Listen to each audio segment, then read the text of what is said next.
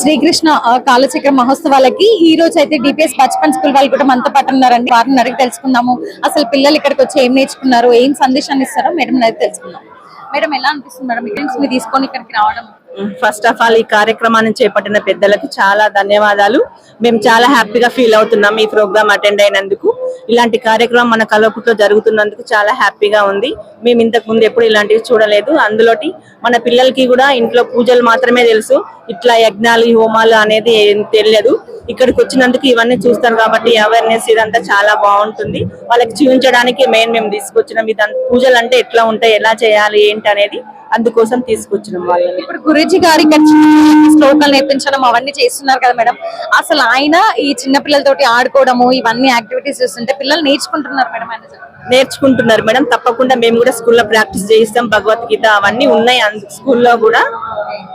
చాలా బాగా అనిపించింది. ముఖ్యంగా స్వామీజీ గారు పిల్లలతో ఆటలు ఆడుకోవడం మాకు చాలా హ్యాపీగా అనిపించింది. మేము కూడా అవన్నీ చేస్తాం తప్పకుండా. ఏ క్లాస్? 7th. Rishita. ఇక్కడికి వచ్చి ఏం నేర్చుకున్నారు? We learned some slokas. Yes, Om Saraswati Namaha. That slokas. I proud to come here. I feel so much grateful here. Sir, speak with us so much nicely. Thank you. Are you happy? Yes. చాలా హ్యాపీయా? మీ teachers తీసుకొచ్చారు ఇక్కడికి మీకు? ఏం నేర్చుకున్నారు ఇక్కడ? శ్లోకాలు నేర్చుకున్నారా?